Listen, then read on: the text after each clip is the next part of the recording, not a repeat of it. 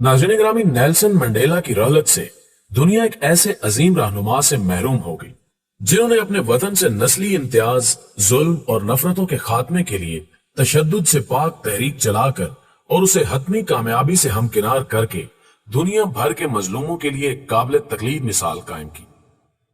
Mandela का मुल्क जनूबी अफ्रीका कई दहाइयों तक गोरे हुक्मरानों की नस्ली इम्तियाज की पॉलिसी की बुनियाद पर रवा रखी जाने वाली बेइंसाफियों और उसके नतीजे में मकामी स्याह फाम आबादी के रद्द-ए-अमल की बिना पर नफरतों का जहन्नुम बना रहा। मंडेला ने अपने दौरे जवानी में नस्ली इम्तियाज के खिलाफ तहरीक में शमूलियत इख्तियार की, जिसकी पादाश में उन्हें जेल में डाल दिया गया। ताहम अपनी 27 साल तवील कैद के दौरान भी वो नस्ली इम्तियाज के खिलाफ मुहिम की रहनुमाई करते रहे।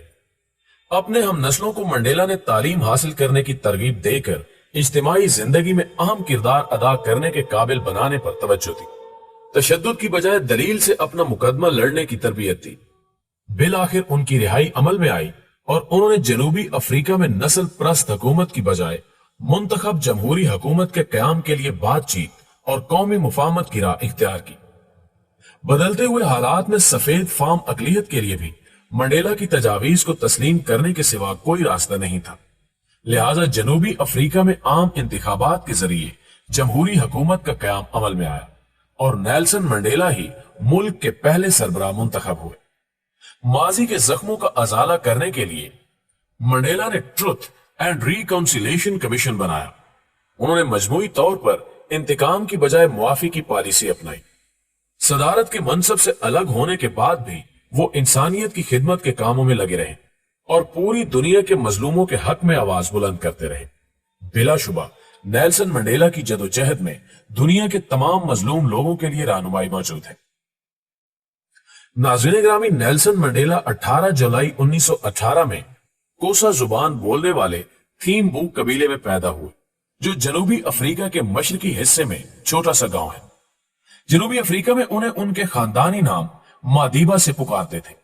उनका पैदाइशी नाम रुल हलाला था, जबकि उनके स्कूल के उस्ताद ने उनका अंग्रेजी नाम नेल्सन रखा। जब नेल्सन 9 बरस के थे तो उनके वालिद का इंतकाल हो गया।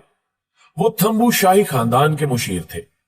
वालिद के इंतकाल के बाद शाही खानदान के बादशाह जोंगन ताबादलन दाइबू ने नेल्सन को थीम्बू लोगों के कायम मुकाम मशीर की सरपरस्ती में दे दिया। नेल्सन मंडेला ने 1943 में अफ्रीकन नेशनल कांग्रेस यानी ANC में शमूलियत इख्तियार की। पहले वो सिर्फ एक कारकुन थे, तहम बाद में वो ANC यूथ लीग के बानी और सदर बने। कैद के कई बरसों के बाद भी वो इस तंजीम के सदर रहे। उन्होंने 1944 में पहली शादी एवलिन मैसी से की, लेकिन 1957 में उनकी तलाक हो गई। उस शादी से उनके 3 बच्चे हुए।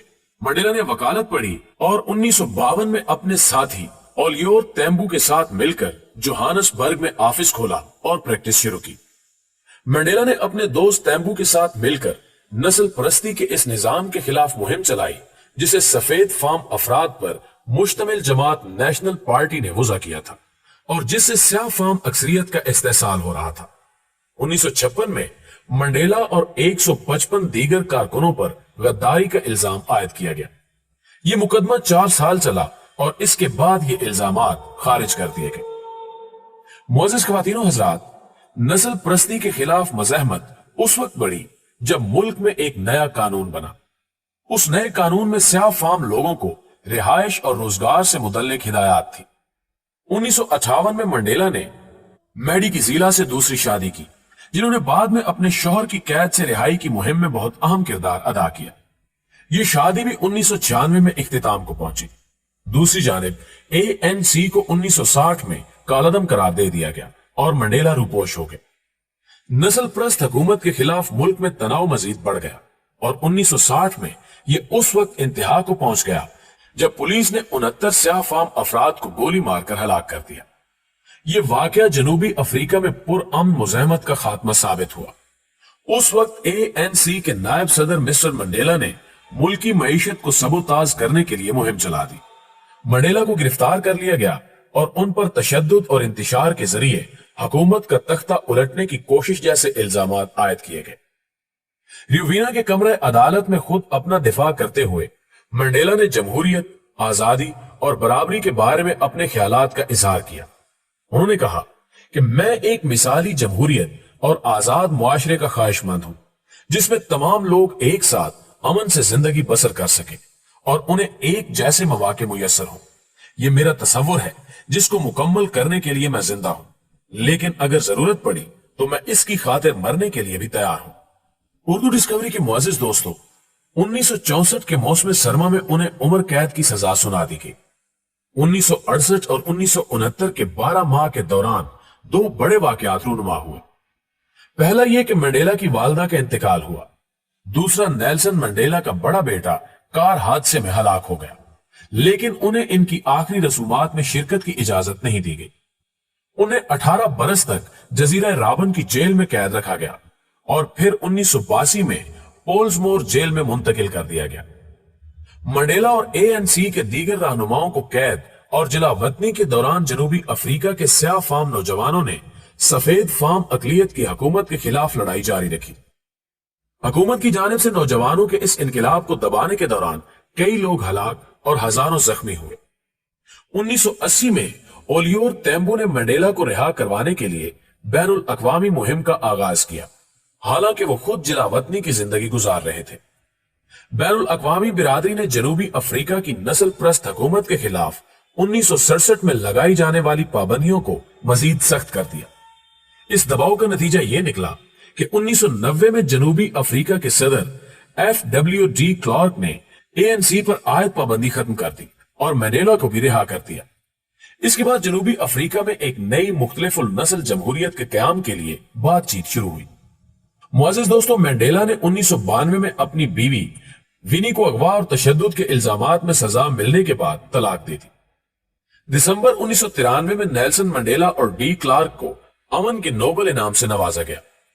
اس کے 5 ماہ بعد جنوبی افریقہ کی تاریخ میں پہلی مرتبہ جمہوری الیکشن ہوئی جس میں تمام نسلوں کے افراد نے ووٹ ڈالے اور منڈیلا کو صدر چن لیا گیا۔ انہیں اپنے اقتدار میں جو سب سے بڑے مسائل درپیش رہے ان میں غریب افراد کے لیے گھروں کی کمی اور شہروں میں پھیلتی ہوئی کچی آبادیاں تھیں۔ انہوں نے حکومتی معاملات اپنے نائب کو سونپے اور خود جنوبی افریقہ کی نئی بین الاقوامی ساکھ بنانے میں مصروف ہو گئے۔ وہ ملک میں موجود بین الاقوامی اداروں کو وہیں رہنے اور سرمایہ کاری کرنے کے لیے قائل کرنے میں کامیاب ہو گئے۔ 18 جولائی 1998 کو نیلسن منڈیلا نے اپنی 80ویں سالگرہ پر موزمبیق کے سابق صدر کی بیوہ گریکا مچل سے تیسری شادی کی اور دنیا کے دورے جاری رکھے۔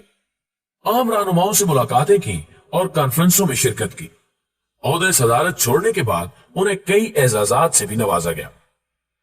پیارے دوستو، اپنی باقاعدہ ریٹائرمنٹ کے بعد زیادہ تر عوامی اجتماعات میں اپنے فلاحی ادارے منڈیلا فاؤنڈیشن کے لیے کام کی غرض سے نظر آتے تھے۔ نیلسن منڈیلا نے اپنی 89ویں سالگرہ پر دنیا بھر کی نمایاں شخصیات پر مشتمل ایک گروپ دا ایلڈرز قائم کیا تاکہ دنیا کو درپیش مشکل ترین مسائل سے نمٹنے کے لیے ان افراد کی مہارت اور رہنمائی حاصل کی جا سکے۔ انہوں نے حالیہ برسوں میں جو سب سے بڑا کام کیا وہ 2005 میں ان کے بیٹے مارک گاتھو کی موت پر تھا۔ ایک ایسے ملک میں جہاں ایڈز جیسے وبائی مرض کے بارے میں بات کرنا معیوب سمجھا جاتا ہے، منڈیلا نے اعلان کیا کہ ان کے بیٹے کی موت ایڈز کی وجہ سے ہوئی اور جنوبی افریقہ کے لوگوں سے اپیل کی کہ وہ ایڈز کے بارے میں اس طرح سے بات کریں کہ اسے ایک عام بیماری کی طرح سمجھا جائے۔ انہوں نے 2010 کے فٹ بال عالمی کپ کی میزبانی جنوبی افریقہ کو دلوانے کے فیصلے میں اہم کردار ادا کیا اور اس کی اختتامی تقریب میں بھی شرکت کی۔ منڈیلا پھیپھڑوں میں انفیکشن کی وجہ سے طویل عرصے سے زیر علاج تھے۔ ستمبر 2013 میں بھی کئی روز اسپتال رہے، تاہم ڈسچارج ہونے کے بعد سے انہوں نے بات نہیں کی۔ نیلسن منڈیلا 5 دسمبر 2013 کو 95 برس کی عمر میں خالق حقیقی سے جا ملے۔ دنیا امن کے اس عظیم باب کو کبھی فراموش نہیں کر پائے گی۔